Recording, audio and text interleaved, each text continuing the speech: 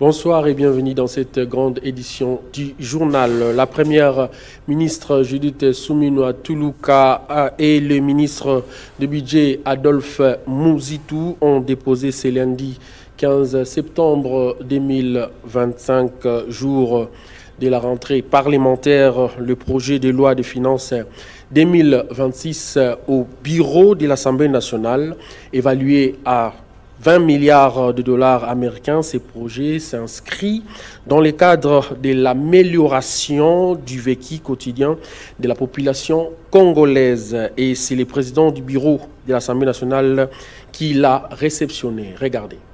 Conformément aux prescriptions de la Constitution, la première ministre Judith Suminwa Tuluka a remis ce lundi 15 septembre 2025 au président de l'Assemblée nationale Vital Kamerhe le projet de loi des finances pour l'exercice 2026. La cérémonie s'est déroulée en présence des membres du bureau de la Chambre basse du Parlement, marquant l'ouverture officielle du cycle budgétaire national.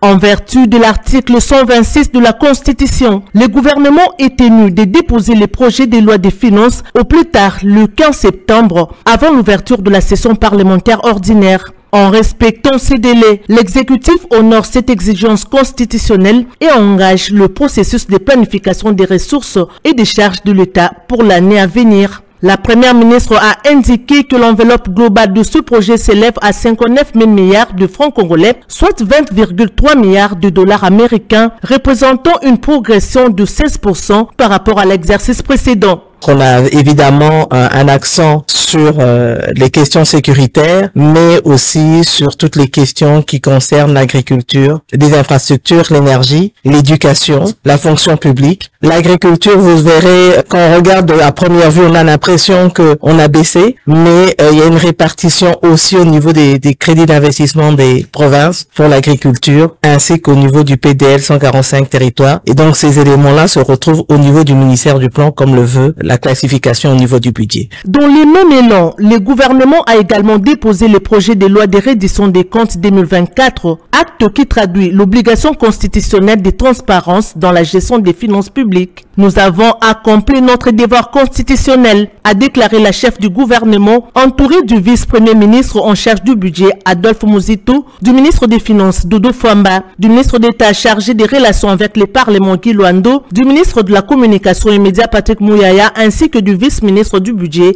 Élisée Bokoumwana. Le président de l'Assemblée nationale Vital Kamerhe a salué la remise de ces documents fondamentaux qui constituera l'axe majeur des travaux de la session en cours. Ce geste que vous venez de poser, ce geste républicain qui va nous amener tout de suite à notre travail. Nous avons promis aux députés, après les consultations de tous les caucus, que nous aurons une conférence élargie à votre équipe ici, qui traite des questions de budget et de finances. Parce que nous avons, depuis notre investiture, enregistré plusieurs rapports parlementaires, une mine d'eau, qui vous permet de savoir ce qui se passe réellement dans nos circonscriptions électorales de nos bases respectives, avec précision et pour y apporter des réponses. Puisque les députés commencent à avoir l'impression, ils vont en vacances, ils reviennent, ils nous donnent des rapports, ils font des recommandations.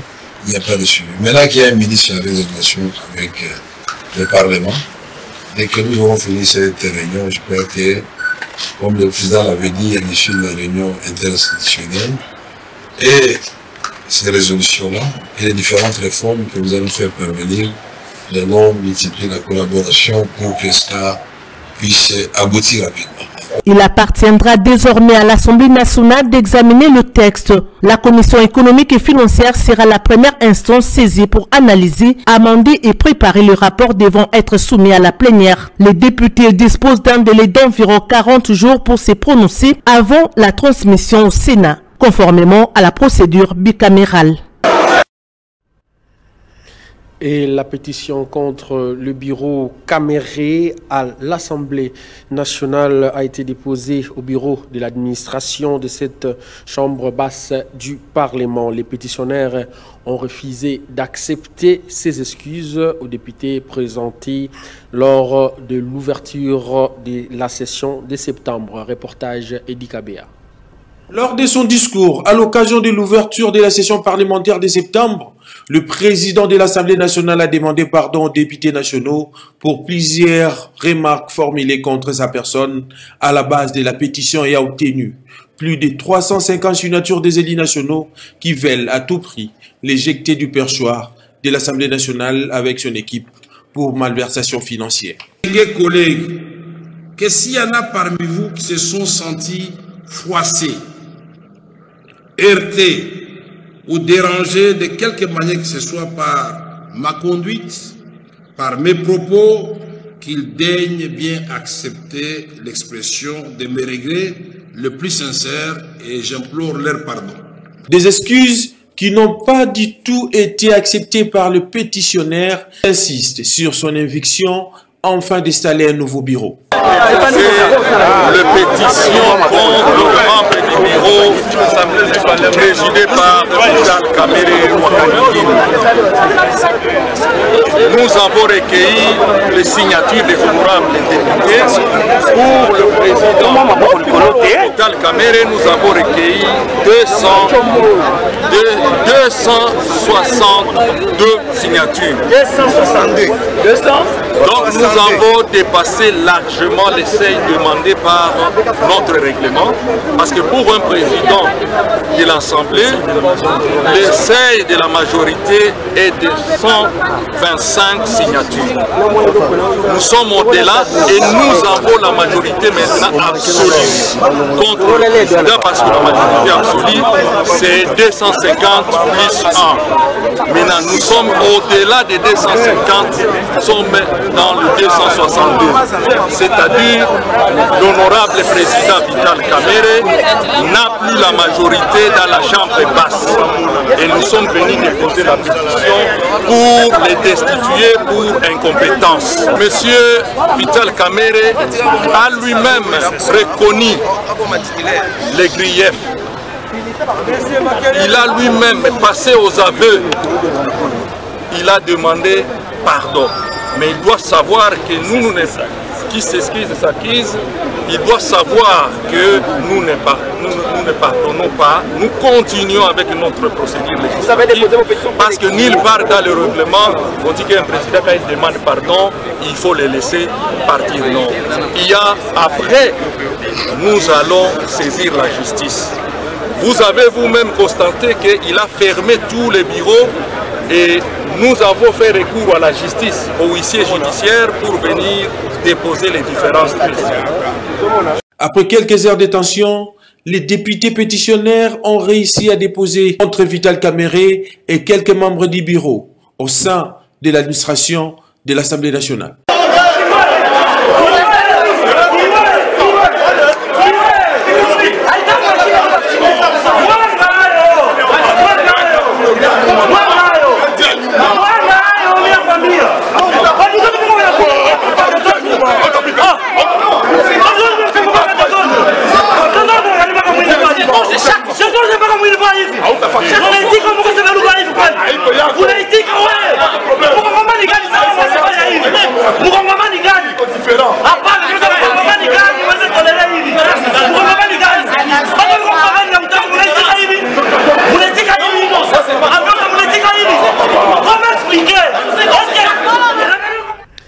Restons à l'Assemblée nationale à l'ouverture de la session de septembre essentiellement budgétaire. Les élus nationaux ont abordé plusieurs questions sur la pétition contre le bureau de l'Assemblée nationale, le projet de loi des finances ainsi déposé par la première ministre ainsi que quelques membres du gouvernement, ainsi que les discours du président de l'Assemblée nationale, Edi Kabea.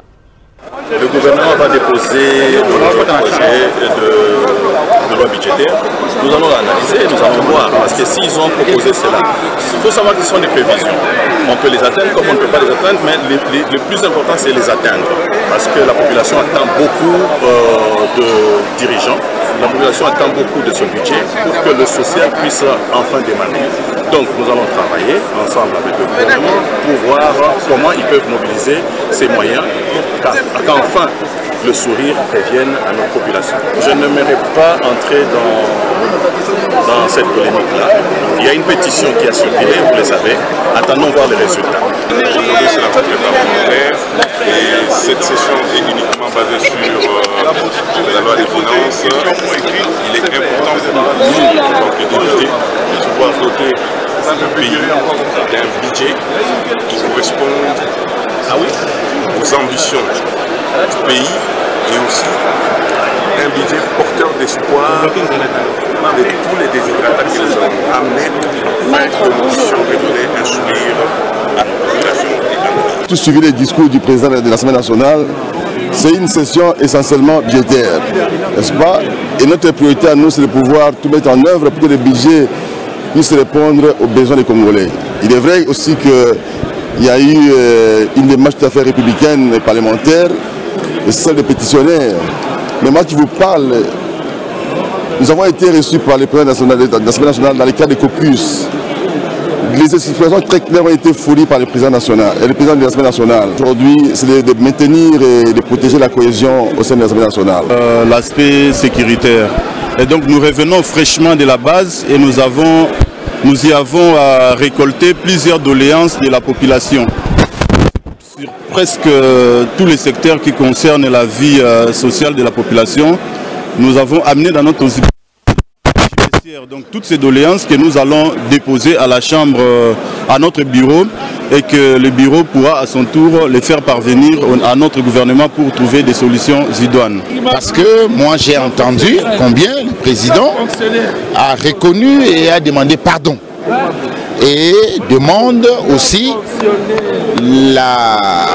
l'accompagnement des députés dans le sens de négocier et de privilégier la paix et la stabilité des institutions.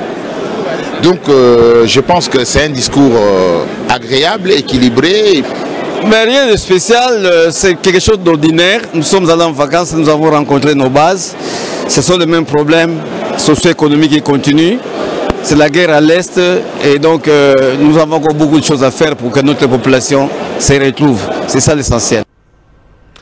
Les Quinois suivent de près l'actualité au Parlement avec la rentrée parlementaire essentiellement budgétaire. Les personnes interrogées par notre reporter Dédi Moujinga appellent les élus à se focaliser sur l'intérêt de la population. Regardez. Un plus n'engagera que non, base à la conscience que toujours vivre bien t'es habitué au peuple. Bango bazawana bakine ko représenter biso. Alors ba cri na biso c'est comme si na matui na bango kangamara bango kuna bakoma en esprit mususu. Mais tout petit bango sous chance parce que tous ça congolais. Alors nous espérons que rentrée parlementaire oyo il y aura vraiment un changement parce que on vit pas bien, on vit pas vraiment bien dans tous les domaines on vit pas bien. Donc nous leur donnons la chance bazonga ba sala penda oyo sengi na peuple o toujours loba o toujours gang à chaque fois transport boye donc ba sala na option na ngoposa po kuna ba magena loba po na biso alors batika ko loba po na bango batika ba business na bango ba la peuple donc on a ko loba yango wana vraiment bonne chance et puis bon rentrée parlementaire. En tout cas toujours zéléa ebelé po na bango entre autres na musala na bango eza ko proposer ko voter ba loi et puis contrôle le gouvernement. Et en tout cas, biso vraiment population na makambo pezo le kana partie est ya Congo, tous en a posa et que ba député ba voter ba loi moko koki ko garantir biso ba congolais vis-à-vis ya bato bazali ko combattre mboka na biso entre autres bananga ba Kabila ba Rwandais et tout ça. Alors ceux qui ba loi moko ko tsa mutu ke azomona ke non awa tana sali na simi mando ki za passe pona kota na gouvernement to pona kota na armée loko le salema to ya mususu koko bakisa makoleka wana ekozala mie kozala mie makasi pona biso population wana kute kozanga te social bon ba député baza na vraiment na problème makasi te bon problème bango za mingi nde ko voter ba loi et puis application nango des problèmes là ko application nango sikoyo nde il faut parce que loi ya ke ba étranger bateka en détail te ba loi c'est ba député ba voter yango mais jusqu'à présent ils s'appliquera na yango te. Alors ce qui vraiment suivi ekozala na contrôle ba ministre nde ba landela bango po te ba appliquer ba loi o bango bazo voter ça les mandenge population azali ko linga ekozala vraiment bien et ekozala avantage pour na peuple parce que social ya peuple ko ta partir wa na sepeli lelo pour na rentrée parlementaire vraiment na semaine makasi pour na besoin na bango. Mais tout que souci na biso peuple ezala ke biso to vota bango. Pour la tina que basunga biso peuple. Mais c'est comme si bazo sala musala na bango te. C'est comme si bazo que na ba intérêt na bango personnel. Bon, je ne sais pas. Biso to vota bango pour na nini. C'est pour cela souci na biso ezali que kozonga na bango ba quand même batala, ba mitala. Pe ba mizongisa. Pourquoi to vota bango?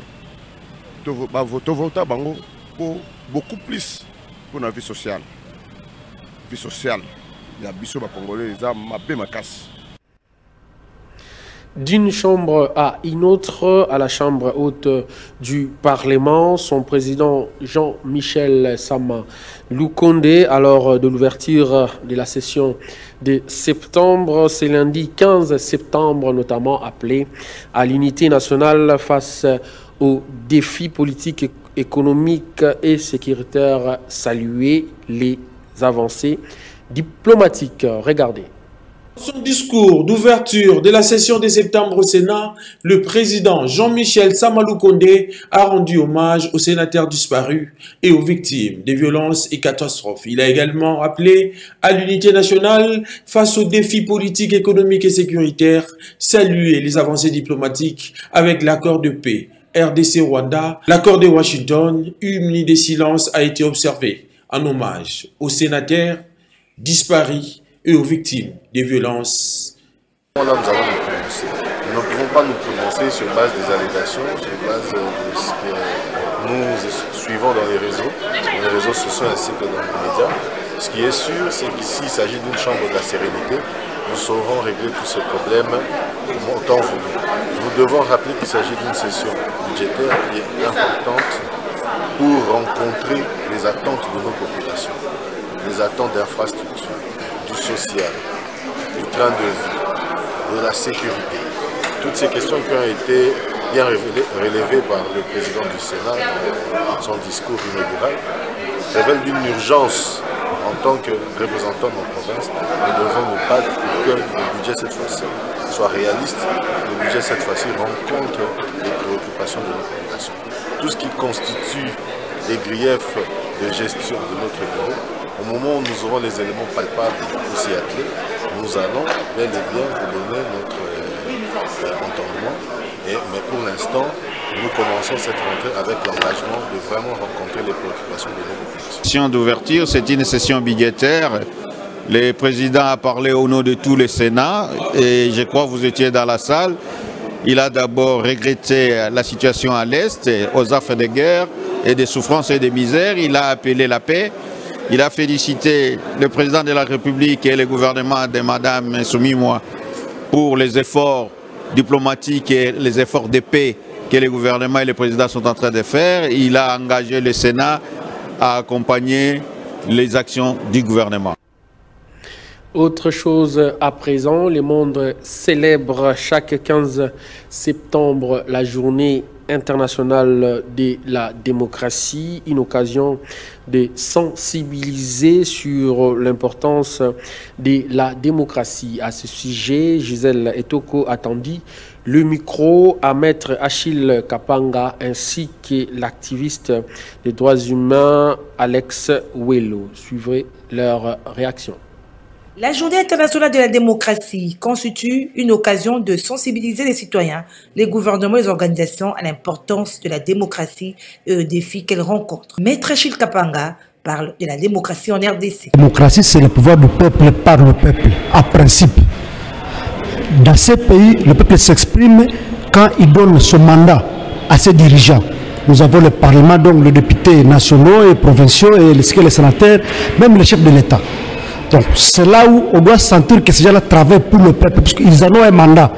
Et ces gens-là exécutent leur mandat selon que le peuple attend d'eux. C'est ça la question qu'il faut se poser. Parce que la plupart des fois, les besoins du peuple sont rejetés aux calendes grecques, mais les gens qui ont été élus, les gens qui ont été mandatés par le peuple, utilisent ce mandat pour les intérêts privés. Une occasion pour nous d'interpeller nos dirigeants qui comprennent que quand on leur confie un mandat, ce n'est pas pour leur intérêt privé, non. C'est pour l'intérêt du peuple congolais. Aujourd'hui, par exemple, en RDC, vous avez vu comment les députés veulent faire partie du bureau de l'Assemblée nationale puisque leurs cas sociaux ne sont pas bien traités. Ça, c'est malheureux. On ne sait pas parler quand c'est le peuple qui vous a mandaté, mais quand il s'agit de vos intérêts privés, vous mettez tout en avant. Donc pour moi, la démocratie doit être vécue, et non théoriquement, mais de manière pratique. Donc les droits du peuple doivent être vécus, respectés. C'est ça la démocratie, madame. Il est vrai que la démocratie a permis au peuple de savoir s'exprimer, même si on voit encore que ça n'était pas debout, puisque avec nos systèmes, peut-être des listes, nos systèmes qui sont liés dans les lois électorales, bon, on va vous dire peut-être que non, vous n'avez pas été laissé et qu'on sort. Quelqu'un à qui le peuple a confié ses voix, à qui le peuple a donné ses voix, mais comme le sait et autres calculs ne l'ont pas permis, il n'est pas élu. Donc, c'est ça le grand problème. Nous devons revoir nos calculs de telle façon que ce ne sont pas seulement les gens qui sont forts, qui soient élus. Non, il faut que les élections touchent tout le monde et que le peuple s'exprime, consciente que réellement c'est la personne que le peuple a voté qui a été là et qui dirige. Cette journée encourage également le dialogue et la participation citoyenne afin de renforcer les institutions démocratiques et les droits fondamentaux. Le défenseur des droits humains, Alex Welo, en parle également. Nous sommes au 4e cycle électoral et les élections, c'est parmi les vertus de la démocratie. Les élections, c'est l'épine dorsale d'une démocratie. Et donc, en tant que défenseur de droits humains, je suis ravi de le dire que nous avons des institutions établies au pays, la présidence de la République, le gouvernement et le Parlement. Ce sont des institutions reconnues par la communauté internationale, les Nations Unies, l'Union africaine.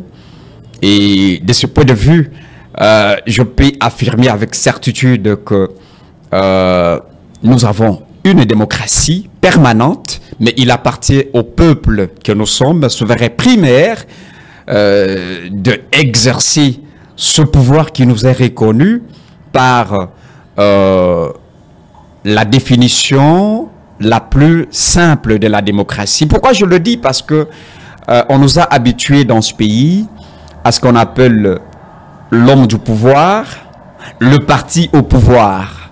Or, en démocratie, il n'y a pas d'homme de pouvoir, il n'y a pas de parti du pouvoir. En démocratie, c'est le peuple qui est l'arbitre, c'est le peuple qui est qui détient le pouvoir de s'actionner. Parlons du voyage dans les Hauts-Katanga, précisément à Lubumbashi, du directeur général de la DGRAD, Étienne Ochudi Lutula, où il a pris part à l'atelier de l'évaluation du logiciel intégré de gestion des droits, taxes et redevances organisé par les COREF en vue de déceler les faiblesses dans le fonctionnement du Logirad pour proposer des pistes de solutions dans le but d'améliorer cette informatique inscrite dans le cadre du projet gouvernance financière. Autre détail dans ces reportages. Le directeur général des recettes administratives, judiciaires, domaniales et des participations des GERAD, Étienne Ochudi Lutula, est arrivé dimanche 7 septembre 2025 à Lubumbashi, dans le Haut-Katanga. Il a été accueilli par le directeur provincial de la DGRAD Haut-Katanga, Olomami, Michel Katunda Mandevu. Au lendemain de son arrivée dans le Haut-Katanga, soit le lundi 8 septembre 2025, à l'hôtel Pullman Grand Caravia, il a participé à la cérémonie d'ouverture de l'atelier d'évaluation du logiciel intégré de gestion des droits, taxes et redevances, Logirad, en présence de la vice-ministre des Finances, Gracia Yamba, du secrétaire exécutif du comité de pilotage et d'orientation de la réforme des finances publiques, COREF, Godefroy Misenga, du directeur général adjoint chargé des réformes et questions techniques, Jean Kamouina, des secrétaires généraux des ministères sectoriels, des experts de la DGRAD, des services d'assiette et des délégués des partenaires au développement. Organisés par le COREF, ces travaux ont eu comme objectif de déceler les faiblesses dans le fonctionnement du Logirad en vue de proposer des pistes de solutions pour améliorer cet outil informatique inscrit dans le cadre du projet gouvernance financière. Intervenant à cette occasion, le patron de la DGRAD a souligné que la tenue de ces assises s'avère cruciale pour l'avenir du Logirad.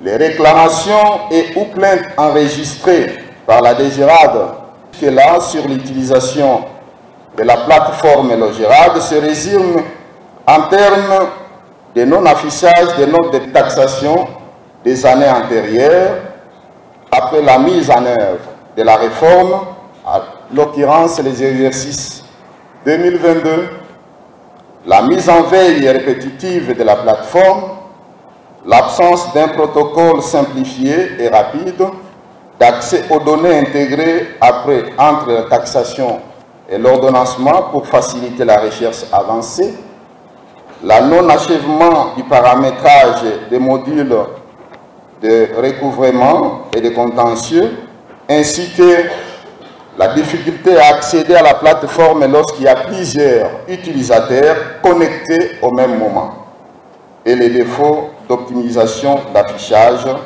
des registres pendant les opérations.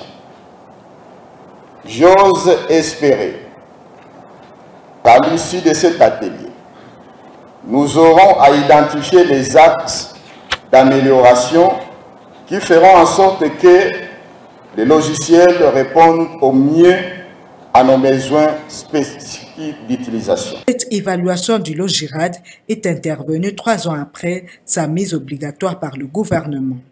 Pour la première phase d'implémentation de ce logiciel de gestion des recettes non fiscales, 6 secteurs sont concernés, notamment les mines, les hydrocarbures, l'environnement et développement durable, les affaires foncières, les PTNTIC et la Direction générale des migrations DGEM. Cette réforme relative à la perception des recettes non fiscales à travers le Logirad assure la traçabilité des opérations effectuées par la DGRAD et les services.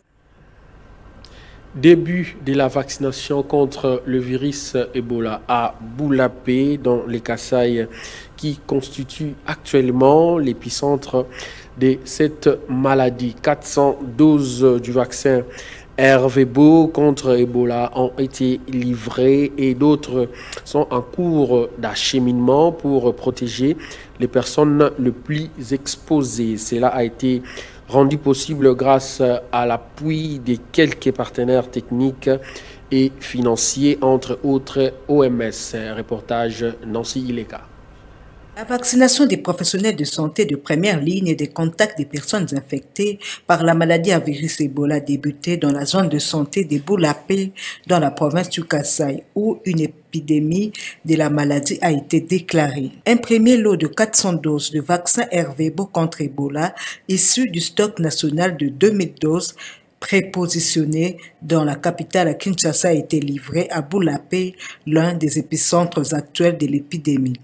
D'autres doses seront acheminées dans les localités touchées dans les prochains jours. Le vaccin est administré selon la stratégie de vaccination en anneau qui consiste à vacciner les personnes les plus exposées au risque d'infection après avoir été en contact avec un patient confirmé. Il est également recommandé pour les professionnels de santé et les intervenants de première ligne qui pourraient être en contact avec des patients atteints d'Ebola. Le vaccin RVBO est sûr et protège contre l'espèce Zaïre Ebola-virus, identifié comme étant à l'origine de l'épicentre actuel. Le groupe international de coordination pour l'approvisionnement en vaccins a approuvé l'envoi d'environ 45 000 doses supplémentaires de vaccin contre Ebola vers la République démocratique du Congo dans les prochains jours, dans le cadre de la réponse en cours. L'OMS a soutenu les autorités sanitaires dans la soumission de la demande de ces vaccins supplémentaires et dans l'élaboration du plan de vaccination. Les équipes de vaccination sont également formées à la collecte des données et bénéficient d'un accompagnement sur le terrain. En plus des vaccins, des traitements à base d'anticorps monoclonaux MAB 114 ont également été envoyés au centre de traitement de Boulapé pour la prise en charge clinique. Sur terrain, l'OMS a déjà déployé environ 48 experts en surveillance épidémiologique, soins cliniques, prévention et contrôle des infections, logistique et en engagement communautaire. L'OMS et les organisations partenaires soutiennent le gouvernement pour renforcer rapidement les mesures de réponse et arrêter la propagation du virus. Dans le pays voisin de la RDC, l'organisation collabore avec les autorités nationales pour renforcer la préparation opérationnelle afin de permettre une détection rapide des cas et une mise en œuvre immédiate des mesures de contrôle. L'OMS évalue le risque global pour la santé publique posé par l'épidémie actuelle comme élevé au niveau national, modéré au niveau régional et faible au niveau mondial. On ne cessera jamais de parler des démolitions, des constructions anarchiques érigées à travers la capitale Kinshasa, des maisons construites sans respecter les normes d'urbanisation. Voilà donc le combat de l'hôtel de ville de Kinshasa qui s'en va en guerre contre ces constructions anarchiques. Cette fois-ci, les bulldozers de l'hôtel de ville a écrasé plusieurs maisons dans la commune de Ngaba. Blatingondola, reportage.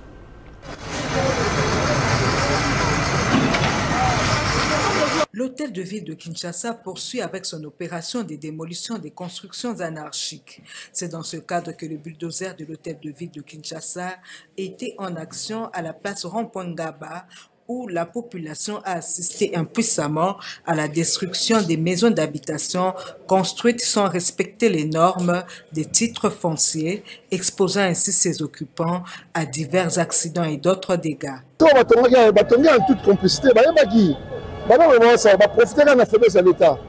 L'État a l'amour qu'il était à bien récupérer l'espace. Il y a une situation où on a un embouteillage. Il y a la chaussée. On est en prise, na devanture, il y a l'école en ciment, par exemple, la place, l'école en ciment, il y a 3 à 4 mètres, le petit immeuble là. Soit l'immeuble mis en profondeur, il y a 3 à 4 mètres, mais l'immeuble mobile. Donc, l'État a dit que la zone est pleine de mabéna, il y a un hôtel pour restaurer. Les habitants des quartiers environnants, eux, n'ont pas manqué de s'exprimer quant à ceux.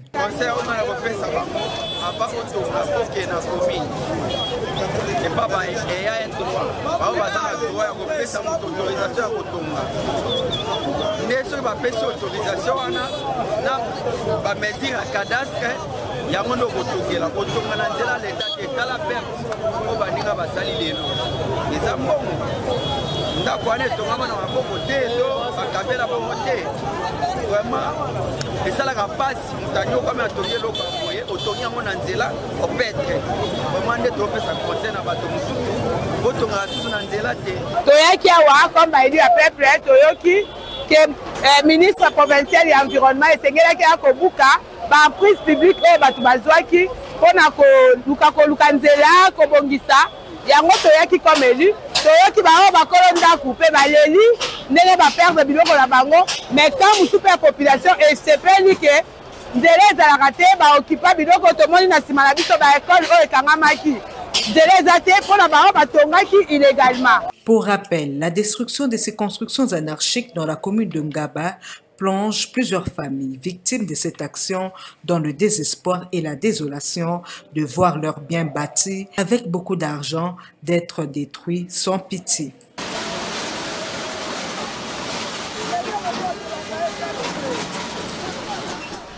Et avant de boucler ces journaux, rendons-nous à Mombasa, dans la province de l'Ituri, précisément dans la chefferie Bobila Babembi, où la Convention pour le respect des droits humains, CRDH, plaide pour l'implication de droits des autorités complètes afin de faciliter la rentrée scolaire dans cette partie du territoire national. Suivez le secrétaire général de cette structure au micro de notre correspondant Joël Kamabo. Nous avions envoyé notre équipe de monitoring dans le groupement Bakaek pour pallier la situation scolaire dans cette partie et nous avions rencontré plusieurs difficultés. Notamment, il n'y a plus l'autorité de l'État Et il n'y a plus aussi des enseignants qui peuvent occuper les enfants, raison pour laquelle nous appelons les autorités de s'impliquer. Premièrement, d'installer l'autorité de l'État dans le groupement Bakaeko. Deuxièmement, nous appelons aussi les autorités scolaires de puissent envoyer les enseignants dans cette partie, car il y a des écoles, il y a aussi les enfants, mais les enfants manquent celui qui peuvent les encadrer. Nous appelons notre gouvernement central de l'Ituri de s'impliquer, car le groupement Bakaeko semblerait être oublié parmi d'autres groupements qui se retrouvent dans le territoire de Mambasa. Merci les journalistes. Fin de cette édition du journal réalisée par Christian Banjolo. Merci de l'avoir suivi et bonne suite de programme sur nos antennes.